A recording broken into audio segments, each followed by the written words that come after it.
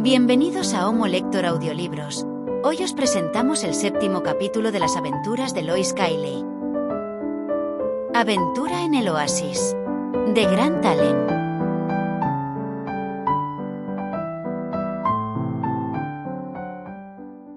No intentaré describirles los pequeños episodios de los siguientes 12 meses, los manuscritos que escribimos a máquina y las bicicletas que vendimos. Uno de mis objetivos, en un mundo tan rico en cosas aburridas, es evitar resultar tediosa. Por lo tanto, diré simplemente que pasamos la mayor parte del año en Florencia, donde estábamos estableciendo una empresa floreciente, y que durante los meses de verano volvíamos a Suiza, por ser un lugar más animado para el comercio de bicicletas. El resultado neto no fue solo que cubrimos nuestros gastos, sino que, como administradora de nuestra fortuna, me encontré con un superávit en la mano al final de la temporada. Sin embargo, cuando regresamos a Florencia para pasar el invierno, confieso que empecé a sentirme irritada. Este es un trabajo lento, Elsie, dije. Me propuse dar la vuelta al mundo, y me ha llevado 18 meses, viajar solo hasta Italia. A este ritmo, llegaré a Nueva York como una anciana de cabello gris, con una bonita gorra de encaje, y volveré a Londres, tambaleándome como una anciana venerable, al borde de los 90 años. Sin embargo, esos médicos invaluables vinieron a mi rescate inesperadamente. Me encantan los médicos. Siempre te envían en cualquier momento a lugares encantadores con los que nunca soñaste. Elsie estaba mejor, pero todavía estaba lejos de ser fuerte. Me encargué de consultar a nuestro médico, y su veredicto fue decisivo. Hizo exactamente lo que un médico debe hacer. Está mejorando mucho en Florencia, dijo, pero si quieres que se recupere por completo, te aconsejo que la lleves a pasar el invierno en Egipto. Después de 6 meses de aire seco y cálido del desierto, no dudo de que pueda volver a trabajar en Londres. Este último punto, lo utilicé como palanca con Elsie. A ella le encanta enseñar matemáticas. Al principio, por supuesto, objetó que solo teníamos dinero suficiente para pagar el viaje al Cairo, y que cuando llegáramos, podríamos morir de hambre, su programa favorito. Yo no tengo ese gusto extraordinario por morirme de hambre. Mi idea es ir a donde quieras, y encontrar algo decente para comer cuando llegues allí. Sin embargo, para complacerla, comencé a buscar una fuente de ingresos. No hay ningún daño en ver el camino libre por delante durante un año, aunque, por supuesto, te priva del interés de la pobreza. Elsie, dije con mi mejor estilo didáctico, soy excelente en didáctica, no aprendes de las lecciones que te da la vida. Observa el escenario, por ejemplo. En la actualidad, se reconoce universalmente que el escenario es un gran maestro de moral. Existe ese espléndido modelo a imitar, por ejemplo, el payaso de la pantomima. ¿Cómo organiza el payaso su vida? ¿Tiene en cuenta el mañana? Ni un poco. Me gustaría tener un ganso, dice en algún momento crítico, y justo cuando lo dice, ¡paf!, un alcaide aparece en el escenario, con un ganso en una bandeja de madera, y el payaso grita, «Vaya, aquí hay un ganso», y procede a apropiárselo. Luego, se acaricia la barbilla, y observa, «Me gustaría tener unas cuantas manzanas para hacer la salsa». Y mientras las palabras se le escapan, un niño pequeño con una voz muy chillona, corre con una cesta de manzanas. El payaso le hace una zancadilla, y sale corriendo con la cesta. He aquí un modelo a imitar. El escenario te presenta estas grandes lecciones morales regularmente cada Navidad. Sin embargo, no logras sacar provecho de ellas. Gobierna tu vida, según los principios ejemplificados por el payaso, y espera encontrar que todo lo que deseas aparecerá con puntualidad y rapidez en el momento adecuado. Sé aventurero y serás feliz. Toma eso como una nueva máxima para poner en tu cuaderno. Me gustaría poder pensar lo mismo, querida, respondió Elsie. Pero tu confianza me deja perpleja. Aquella noche, en el comedor de nuestro hotel, el asunto estaba más que justificado. Un joven de rostro afable, corpulento y de aspecto muy próspero, se sentó junto a nosotras. Estaba acompañado por su esposa, así que me pareció prudente iniciar una conversación. Pronto descubrimos que era el millonario editor y propietario de un gran diario londinense, con muchas más posibilidades periodísticas. Su honorable nombre era Elworthy. Mencioné casualmente que pensábamos ir a pasar el invierno a Egipto. Aguzó el oído, pero en ese momento no dijo nada. Después de la cena, Nos trasladamos al acogedor salón. Hablé con él y su esposa, y de alguna manera, aquella noche, el diablo entró en mí. Soy propensa a los demonios. Me apresuro a añadir que son apacibles. Sin embargo, en ese momento tuve uno de mis estados de ánimo imprudentes, y conté historias de nuestras diversas aventuras. El señor Elworthy creía en la juventud y la audacia. Pude ver que le interesaba. Cuanto más se divertía él, más temeraria me volvía yo. ¡Qué brillante!, dijo al fin, cuando le conté la historia de nuestras hazañas de aficionadas en la venta de Manitos. Eso sería un buen artículo. Sí, respondí con valentía, decidida a atacar, mientras el hierro estaba caliente. Lo que le falta al Daily Telephone es solo un toque vivificante de brillo femenino. Él sonrió y preguntó: ¿cuál es su punto fuerte? Mi fuerte, respondí, es ir a donde quiero, y escribir sobre ello lo que me gusta. Volvió a sonreír. Y además, es un nuevo y muy buen punto de partida para el periodismo. Una periodista itinerante. ¿Ha probado alguna vez a escribir? Si alguna vez lo hubiera intentado. La ambición de mi vida era verme impresa, aunque, hasta entonces, no había tenido éxito. He escrito algunos bocetos, respondí con modestia. De hecho, nuestra oficina estaba abarrotada de mis manuscritos inéditos. ¿Me permitiría verlos?, preguntó. Asentí con alegría interior, pero con renuencia exterior. Si así lo desea, murmuré, pero debe ser muy indulgente.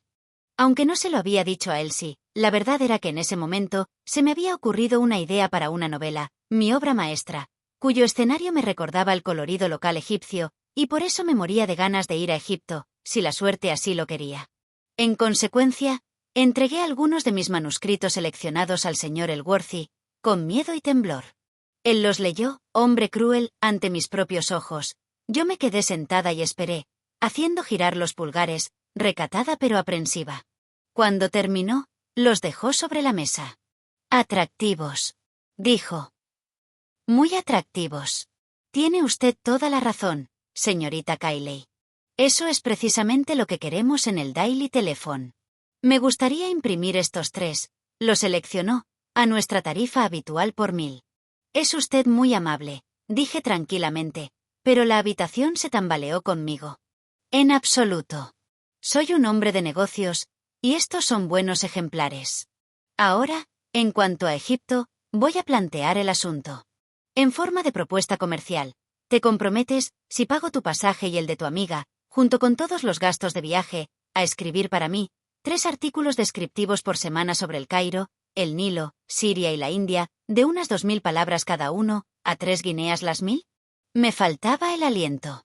Era una auténtica opulencia. El payaso, con su ganso, no podía ni compararse a esto, en cuanto a su consistencia.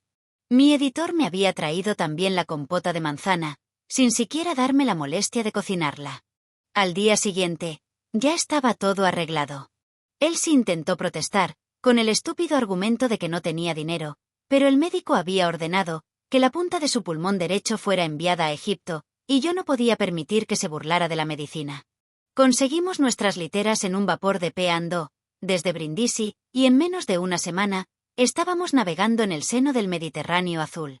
La gente que no ha cruzado el Mediterráneo tiene la absurda idea de que siempre está en calma, cálido y soleado. Lamento quitarle carácter a ningún mar, pero hablo de él, como lo encuentro, para tomar prestada una frase de mi antigua compañera de Girton, y me veo obligada a admitir que el Mediterráneo no me trató como una dama espera ser tratada. Se comportó de manera vergonzosa. La gente puede entusiasmarse tanto como quiera con la vida en las olas del océano. Por mi parte, no me importaría nada el mareo. Nos deslizamos por el Adriático, desde Brindisi hasta Corfú, con una temeraria profusión de movimientos laterales que sugerían la idea de que el barco debía haber estado bebiendo. Intenté despertar a Elsie cuando llegamos a las Islas Jónicas y recordarle que aquí estaba el hogar de Nausicaa en la Odisea. Elsie no respondió. Estaba ocupada en otras cosas menos agradables. Al final, cedí y me di por vencida. No recuerdo nada más, hasta un día y medio después, cuando llegamos a Sotavento de Creta, y el barco mostró una tendencia a retomar la perpendicular. Entonces, comencé a interesarme de nuevo, lánguidamente, por el asunto de la cena. Puedo añadir entre paréntesis que el Mediterráneo es solo un trocito de mar, cuando lo miras en el mapa, un mar de bolsillo, que hay que contemplar con una mezcla de desprecio y afecto. Pero aprendes a respetarlo, cuando descubres que se necesitan 4 días claros y 4 noches de absoluta miseria, para atravesar su cuenca oriental, desde Brindisi hasta Alejandría. Solo comencé a moderar mi respeto, con un gusto distante, cuando pasamos bajo el bienvenido refugio de Creta, en una tarde tranquila e iluminada por las estrellas. Hacía un frío mortal. No habíamos contado con un tiempo así, en el soleado sur. Recordé que los griegos solían representar a Bóreas como una deidad gélida, y hablaban de la brisa tracia, con los mismos adjetivos despectivos, que nosotros aplicamos al viento del este de nuestra patria. Pero ese recuerdo clásico tan apropiado, no logró consolarme ni calentarme. Sin embargo, un pasajero de buen carácter se ofreció a preguntarnos, ¿quieren que les traiga una manta, señoras? La forma de su cortés pregunta sugería la probabilidad de que fuera de origen irlandés. Es muy amable, le respondí. Si usted no la necesita, estoy segura de que mi amiga estaría encantada de poder usarla. No se preocupe, tengo un abrigo grande, y estoy tan caliente como una tostada con él. No estábamos preparados para este clima. Hemos confiado demasiado en la fama del sur, siempre cálido. Fue a buscar su manta, amplia y suave, de pelo de camello castaño. Nos envolvió a las 2 en ella. Nos sentamos en cubierta hasta tarde esa noche, tan cálidas como una tostada, gracias a nuestro simpático irlandés. Le preguntamos su nombre. Soy el doctor McLaughlin, respondió. Soy del condado de Clare, ya ven, y voy camino de Egipto para explorar y viajar. Mi padre me pidió que viera un poco el mundo, antes de establecerme para ejercer mi profesión en Liscannor. ¿Han estado alguna vez en el condado de Clare? Seguro, es lo mejor de Irlanda. No conocemos Irlanda, aún nos espera ese placer en el futuro, respondí sonriendo. Y esparcirá una capa de oro sobre el mañana, como dice George Meredith. ¿Meredith? Es medio irlandés, ¿sabes? ¿Qué prueba tengo de ello? No escribiría así, si no tuviera una gota de sangre celta en sus venas. Al día siguiente y a la noche siguiente, el señor McLaughlin fue nuestro fiel esclavo. Yo me había ganado su corazón, al admitir con franqueza, que sus compatriotas tenían los ojos más bellos y vivaces de Europa, unos ojos con un brillo profundo, mitad diversión, mitad pasión. Se encariñó con nosotras enseguida, y nos habló sin parar. Era un hombre de Munster, pelirrojo y huesudo, pero un buen tipo. A última hora de la segunda noche, nos hizo una confidencia. Era una noche preciosa, Orión en lo alto, y la fosforescencia del agua que salpicaba abajo, conspiraban con la hora para hacerlo especialmente confidencial. Ahora, señorita Cayley, dijo, inclinándose hacia adelante en su tumbona, y mirándome fijamente a los ojos, hay una pregunta que me gustaría hacerle. La ambición de mi vida es entrar en el Parlamento. Y quisiera que me dijera, como amiga, ¿hay algo en mi apariencia, en mi voz, en mi acento, en mis modales, que pueda llevar a alguien a suponer que soy irlandés? Por suerte, logré evitar la mirada de Elsie. ¿Qué demonios podía responder? Entonces, se me ocurrió una feliz idea. Doctor McLaughlin, dije, no serviría de nada que intentara ocultarlo. Porque, aunque nadie detectara nunca una leve entonación irlandesa en sus palabras o frases, ¿cómo podría su elocuencia no delatar que es compatriota de Sheridan, Burke y Grattan? Me tomó la mano con tanta calidez, que pensé que sería mejor bajar corriendo a mi camarote de inmediato, bajo la protección de mis cumplidos. En Alejandría y el Cairo, nos resultó de gran ayuda. Se ocupó de nuestro equipaje, que rescató galantemente de las flacas manos de 15 porteadores árabes, todos ellos ansiosos por ayudarnos. Luchó por hacerse con nuestras pertenencias, nos acompañó hasta el tren sanas y salvas, y no nos dejó, hasta que nos instaló a salvo en nuestras habitaciones en el Sephards. En cuanto a él, dijo con melancolía contenida, tenía que ir a un hotel más barato. Sephards no era para gente como él. Aunque si las tierras del condado de Clare valían lo que debían, no había una propiedad mejor en todo Irlanda que la de su padre. Nuestro señor Elworthy era un jefe moderno, que sabía cómo hacer las cosas a gran escala. Me había encargado que escribiera esta serie de artículos, con la intención de que los escribiera en el mejor estilo artístico, y me había dado instrucciones, para que alquilara una de las pequeñas barcas de vapor, que navegan por el Nilo, donde podría trabajar a gusto. El doctor McLaughlin estaba en su elemento, organizando el viaje. Lo único que lamento, dijo, es que no podré ir con ustedes. Creo que estaba casi dispuesto a invitarme él mismo, pero en eso también tracé un límite. No venderé pescado salado, ni subiré por el Nilo, en compañía de un hombre conocido. Pero hizo algo que estuvo muy bien. Cogió un lugar en una barca a vela, y como navegábamos lentamente, parando a menudo en el camino, para darme tiempo de escribir mis artículos, él se las arregló para llegar casi siempre a cada pueblo o ruina, exactamente cuando nosotras llegábamos. No voy a describir el viaje. El Nilo es el Nilo. Al principio, antes de acostumbrarnos, buscábamos concienzudamente el nombre de cada pueblo, que pasábamos por la orilla, en nuestro Murray y nuestro Baedeker. Sin embargo, después de un par de días de navegación por el Nilo, descubrimos que esa formalidad era totalmente innecesaria. Todos eran el mismo pueblo, bajo varios alias. Ni siquiera se tomaban la molestia de disfrazarse de nuevo, como el Dr. Fortescue Langley, en cada nueva aparición.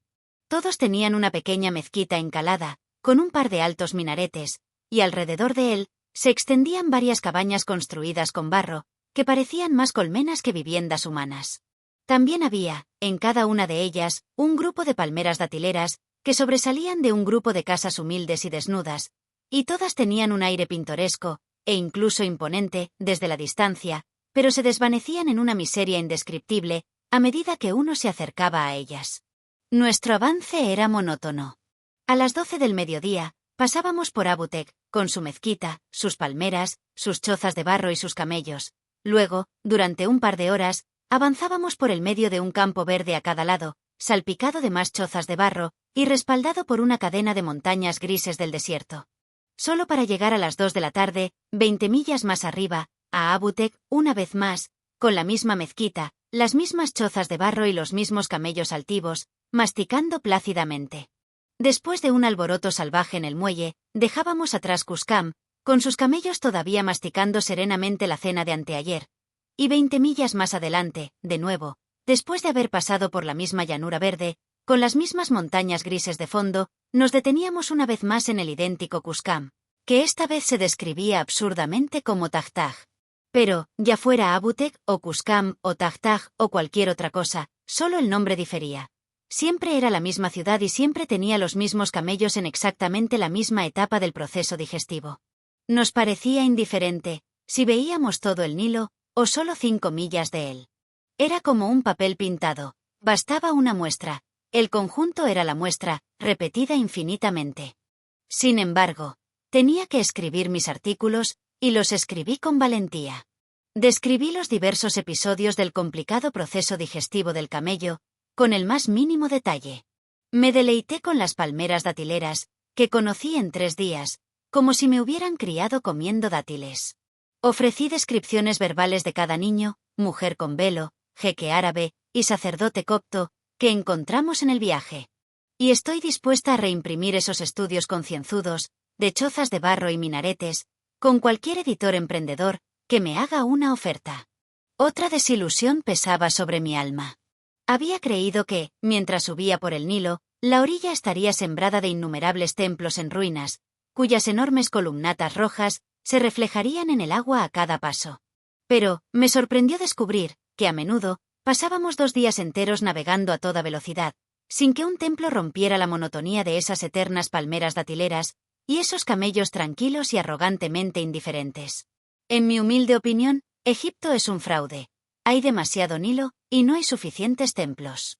Además, los templos, cuando los encuentras, son exactamente como los pueblos. Son el mismo templo, una y otra vez, bajo un nombre diferente cada vez, y tienen los mismos dioses, los mismos reyes, los mismos bajorrelieves aburridos, excepto que el rey o el dios en cuestión se llama Ramsés en un lugar, Seti en aquel, y Amenhotep en el otro.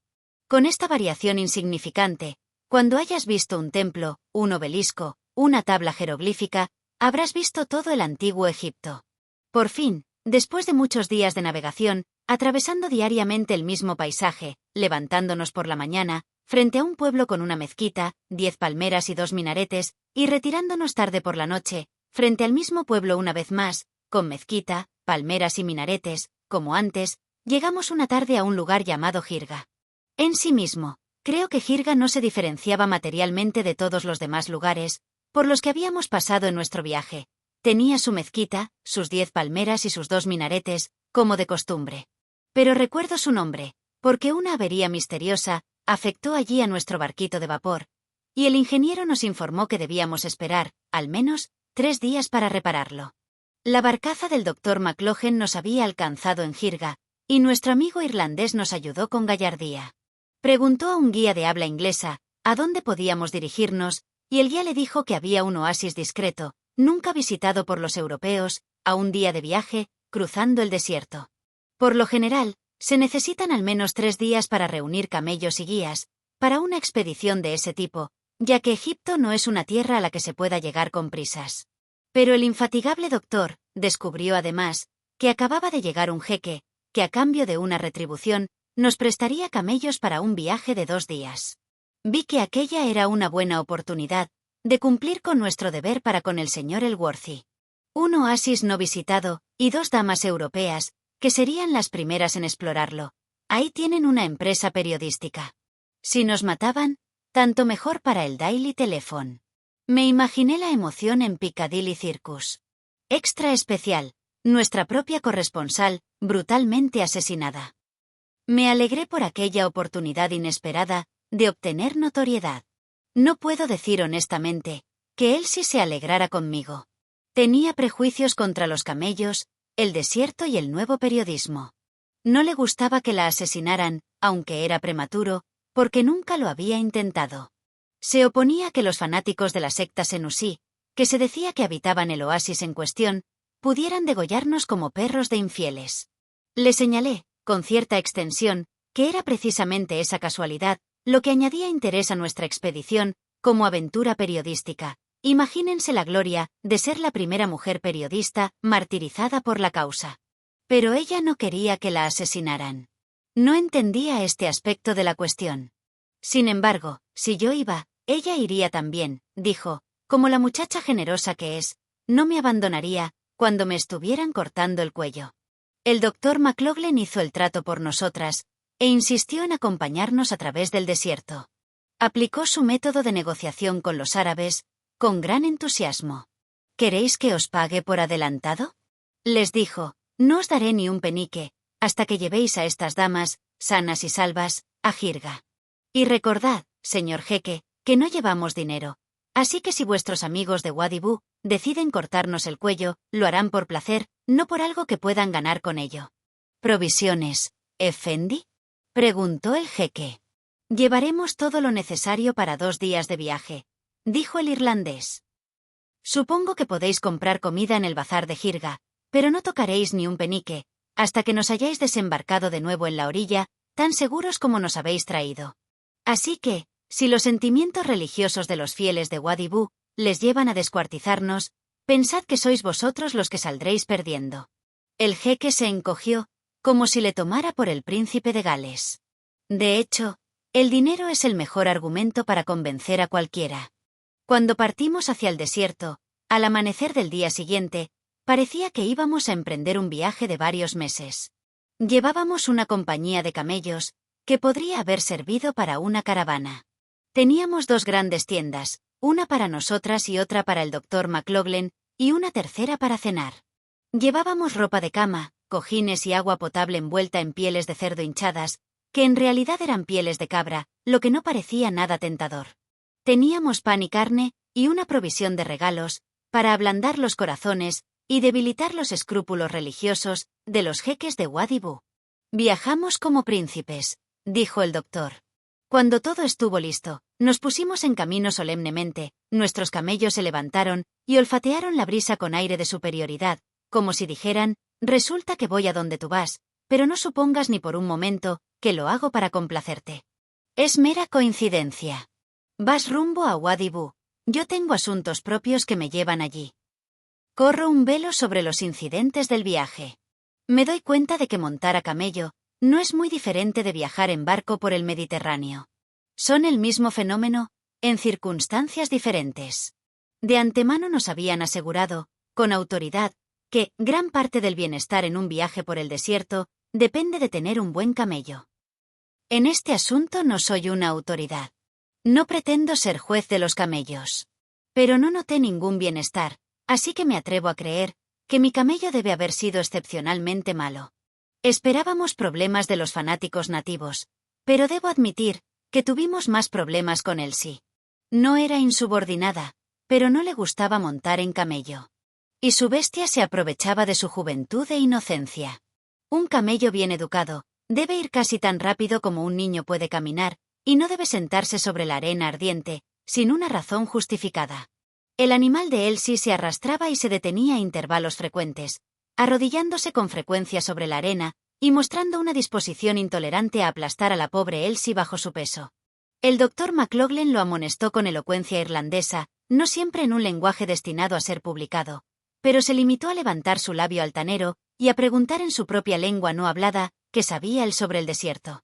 Si el Nilo era monótono, el camino hacia Wadi Bou era nada menos que lúgubre. Cruzamos una gran cresta de roca gris y desnuda, y seguimos un valle ondulado de arena, surcado por barrancos secos y quemado por el sol. Era espantoso de ver. Durante todo el día, salvo el descanso del mediodía, junto a unos pozos salobres, cabalgamos sin parar, los animales avanzando, con las piernas lentas y extendidas, aunque a veces caminábamos al lado de los camellos, para variar la monotonía. Pero siempre atravesamos esa llanura alta y lúgubre, con arena en el centro, montaña rocosa en el borde, y nada que ver. Al atardecer, nos sentimos aliviados al tropezar con tamariscos raquíticos, medio enterrados en la arena, y sentir que nos acercábamos al borde del oasis. Cuando por fin, nuestras arrogantes bestias se dignaron detenerse, con actitud condescendiente, vimos a la tenue luz de la luna, una especie de hoyo o cuenca irregular, sembrada de palmeras datileras, y en medio de la depresión, una ciudad amurallada en ruinas, con una mezquita encalada, 2 minaretes a su lado, y una multitud de casas de adobe. Todo aquello nos resultó extrañamente familiar. Habíamos recorrido todo ese camino, solo para volver a ver Abu Tego Cuscam. Acampamos fuera de la ciudad fortificada esa noche. A la mañana siguiente, intentamos entrar. Al principio, los sirvientes del profeta que estaban de guardia en la puerta, pusieron serias objeciones. Ningún infiel podía entrar. Pero teníamos un pase del Cairo, exhortando a los fieles en nombre del Jedibe, a que nos dieran comida y refugio, y después de mucho interrogatorio y muchas discusiones en voz alta, los porteros nos dejaron pasar. Entramos en la ciudad y nos quedamos solos, 3 europeos cristianos, en medio de 3000 musulmanes fanáticos. Confieso que fue extraño. Elsie se encogió a mi lado. ¿Y si nos atacan, Brownie? Tratando de parecer amistosos, pusimos una sonrisa inocente en nuestros rostros, y eso nos salvó. Sonreíamos sin parar, y la gente que nos rodeaba vio que éramos unos infieles simpáticos. Dejaron de fruncir el ceño y se apiñaron a nuestro alrededor, tratando de vendernos cerámica y broches nativos. El árabe tiene ojo para los negocios. Pasamos por la calle principal del bazar. Los habitantes nos dijeron que el jefe de la ciudad estaba en Asiut, a donde había ido hacía 2 días. Si él estuviera aquí, nos dio a entender nuestro intérprete, las cosas podrían haber sido diferentes, pues el jefe había decidido que, pasara lo que pasara, ningún infiel se instalaría en su oasis. Las mujeres con sus rostros velados, nos atrajeron de manera extraña. Echaban a correr cuando las mirábamos. De repente, cuando pasamos junto a una, la vimos dar un pequeño respingo. Iba cubierta con un velo como las demás, pero su agitación era evidente, incluso a través de la tupida tela que le cubría el rostro. «Tiene miedo de los extranjeros», susurró Elsie, acurrucándose cerca de mí. La mujer pasó cerca de nosotros. No miró en ningún momento en nuestra dirección, pero en voz muy baja murmuró al pasar. «Entonces ustedes son ingleses». Tuve suficiente presencia de ánimo para disimular mi sorpresa ante esa inesperada declaración. «Sí, somos ingleses», dije, mirando hacia otro lado. Se detuvo y fingió examinar unas joyas que había en un puesto.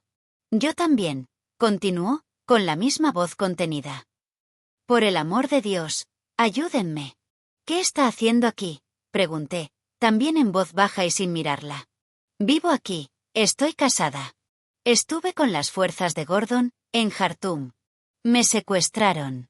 Entonces era una niña». Ahora tengo 30 años. ¿Y desde entonces estás aquí? Ella se dio la vuelta y se alejó, pero siguió susurrando detrás de su velo. La seguimos, discretamente. Sí, me vendieron a un hombre en Dongola. Él me entregó de nuevo al jefe de este oasis. No sé dónde está, pero he estado aquí desde entonces. Odio esta vida. ¿Hay alguna posibilidad de que me rescaten? ¿Alguna posibilidad de rescate, dice usted? Interrumpió el doctor, con un tono un poco demasiado ostensible. Aunque nos cueste todo un ejército británico, querida señora, la rescataremos y la salvaremos. Pero, ¿cuándo? ¿No se marcharán y me abandonarán? Son los primeros europeos que veo, desde que cayó Jartum. Es posible que me vendan de nuevo. No me abandonarán, ¿verdad? No, dije. No lo haremos. Luego, reflexioné un momento. ¿Qué demonios podíamos hacer? Era un doloroso dilema. Si la perdíamos de vista, tal vez no la volviéramos a ver. Sin embargo, si caminábamos con ella abiertamente y hablábamos como amigos, nos traicionaríamos a nosotros mismos y a ella ante esos fanáticos en Usís. Me decidí enseguida.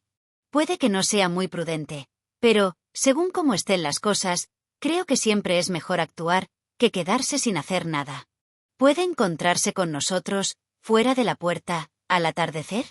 Pregunté, como si le estuviera hablando a Elsie. La mujer dudó. Creo que sí, susurró. Entonces, manténgase a la vista todo el día, y cuando llegue la noche, camine detrás de nosotros. Dio la vuelta a unas zapatillas bordadas que había en un puesto, y pareció inspeccionarlas. Pero, ¿y mis hijos? Murmuró con ansiedad. El doctor intervino. ¿Tiene hijos? Preguntó, seguro que son del caballero musulmán. No debemos meternos en su casa. Podemos llevarnos a la dama, que es inglesa y está detenida contra su voluntad, pero no podemos privar a ningún hombre de sus propios hijos. Fui firme y categórica. Sí, podemos, dije con firmeza, si ha obligado a una mujer a que se los dé, lo quiera ella o no. Eso es justicia común. Que los traiga consigo. ¿Cuántos hay? 2, un niño y una niña, no muy mayores. El mayor tiene 7 años, dijo con nostalgia. Una madre es una madre. Entonces no hable más, pero no nos pierda de vista. Venga a buscarnos a la puerta al anochecer. La llevaremos con nosotros. Juntó las manos y se alejó con el peculiar aire deslizante de la mujer musulmana velada. Nuestros ojos la siguieron. Caminamos por el bazar, sin pensar en nada más. Era extraño, como este episodio nos hizo olvidar nuestros egoístas temores, por nuestra propia seguridad. Incluso la tímida y querida Elsie, solo recordaba que la vida y la libertad de una inglesa estaban en juego. La tuvimos más o menos a la vista todo el día. Se deslizaba entre la gente en los callejones. Cuando volvimos al puesto de los camellos, a la hora del almuerzo, nos siguió discretamente a través de la puerta abierta y se sentó a observarnos desde cierta distancia, entre una multitud de curiosos, porque todo Wadibú, por supuesto, estaba atónito ante esta invasión insólita. Hablamos en voz alta de la situación, para que ella pudiera oír nuestros planes. El doctor McLoughlin nos aconsejó que le dijéramos a nuestro jeque que teníamos intención de regresar a Jirga esa misma tarde, a la luz de la luna. Estuve totalmente de acuerdo con él. Era la única salida. Además, no me gustaba la mirada de la gente. Nos miraban de reojo y con desconfianza. La cosa se estaba poniendo interesante. Sentí un interés periodístico profesional. Tanto si escapábamos como si nos mataban, ¡qué magnífico negocio para el Delhi Telephone! El jeque, por supuesto, declaró que era imposible partir esa tarde. Los hombres no se moverían, los camellos necesitaban descansar. Pero el doctor McLoughlin fue inflexible. Muy bien, señor jeque, respondió filosóficamente. Usted decidirá si viene con nosotros o si se queda. Eso es asunto suyo. Pero nosotros partiremos al anochecer, y cuando regrese a pie a Jirga, puede pedir sus camellos en el consulado británico. Durante toda aquella tarde de ansiedad, nos sentamos en nuestras tiendas, bajo la sombra del muro de barro, preguntándonos si podríamos llevar a cabo nuestro plan o no. Aproximadamente 1 hora antes del atardecer, La mujer con velo salió por la puerta, con sus 2 hijos. Se unió a la multitud de curiosos, que nunca durante el día nos dejaron solos ni un segundo. La excitación se intensificó. Elsie y yo nos acercamos despreocupadamente al grupo que se agolpaba a nuestro alrededor, tratando de estar lo más cerca posible de la mujer inglesa. La miré fijamente un momento, y luego dije despreocupadamente, como si estuviera hablando con uno de los niños que ella llevaba de la mano. Sigue derecho por el camino hacia Jirga, hasta que pases el gran grupo de palmeras al borde del oasis. Justo después, hay una cresta de roca afilada. Espera detrás de la cresta, donde nadie pueda verte. Cuando lleguemos allí, le di unas palmaditas a la niña en la cabeza. No digas una palabra, pero salta sobre mi camello. Mis 2 amigos se llevarán a uno de los niños cada uno. Si entiendes y consientes, acaricia los rizos de tu niño. Lo aceptaremos como una señal. La mujer acarició la cabeza del niño de inmediato, sin la menor vacilación. Incluso a través del velo, pude percibir de algún modo sus nervios temblorosos y su corazón palpitante. Pero no dio ninguna señal evidente. Simplemente, se dio la vuelta, y murmuró algo en árabe a una mujer que estaba a su lado. Esperamos con inquietud, en un estado de suspense prolongado. ¿Conseguiría escapar? ¿Sospecharían de sus motivos? Después de 10 minutos, cuando habíamos regresado a nuestro campamento, bajo la sombra del muro, la mujer se separó lentamente del grupo, y comenzó a caminar con una indiferencia casi exagerada, por el camino de Jirga. Podíamos ver que la niña estaba asustada, y parecía protestar con su madre. Afortunadamente, los árabes que estaban alrededor, estaban demasiado ocupados observándonos a nosotros, como para percatarse de lo que ocurría. Pronto, nuestra nueva amiga desapareció, y con el corazón palpitante, esperamos la puesta del sol. Luego vino la escena habitual de alboroto con el jeque, los camellos, los porteadores y los conductores. Con dificultad, les hicimos entender que teníamos la intención de ponernos en marcha a toda costa. Yo grité, chapurreando las 4 palabras que conocía en árabe. El doctor arremetió en un irlandés muy fino.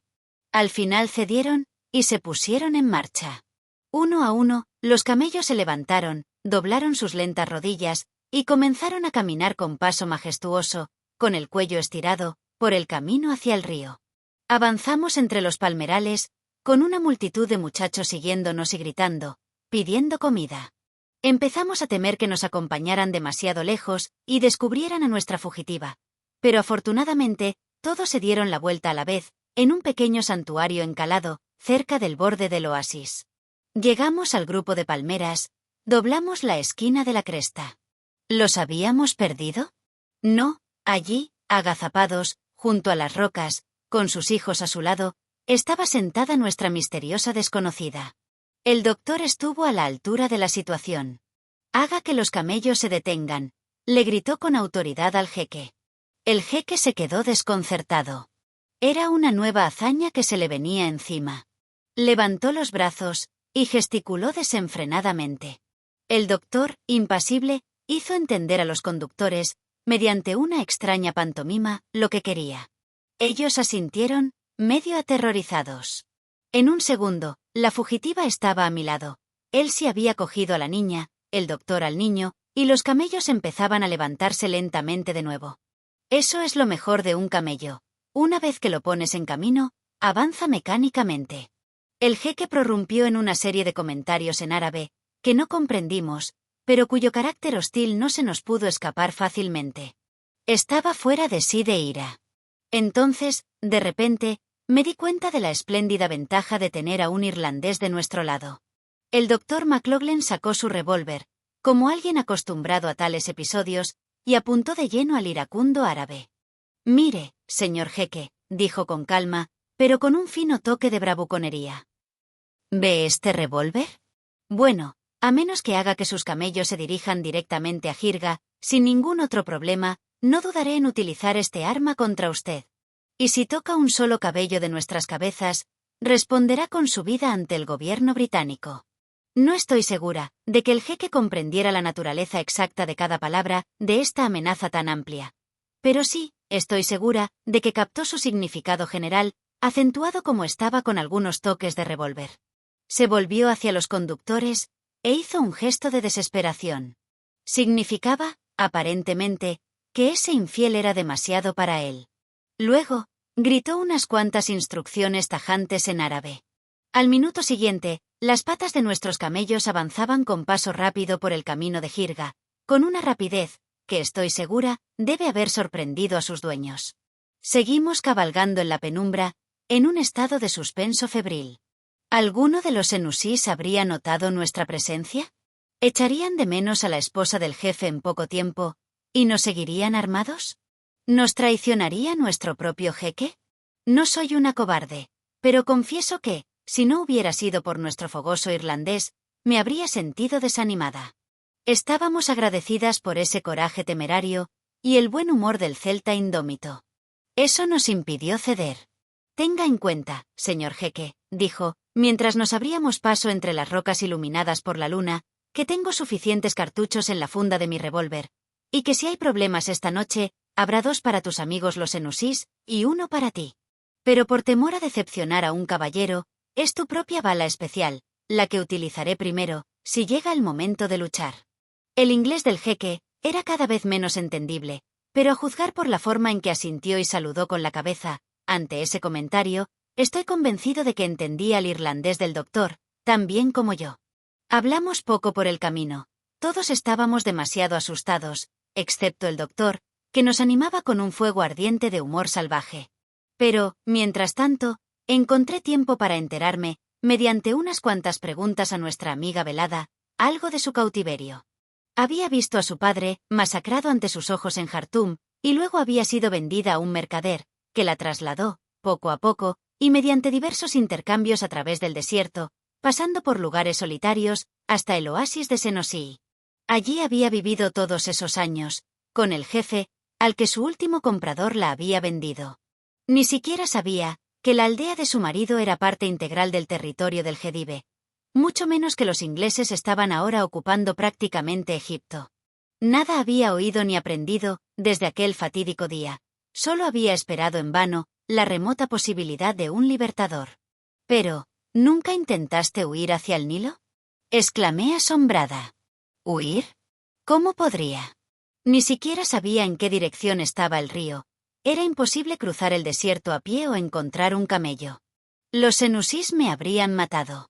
Incluso con tu ayuda, mira los peligros que me rodean. Sola, habría perecido, como Agar en el desierto, sin ningún ángel que me salvara.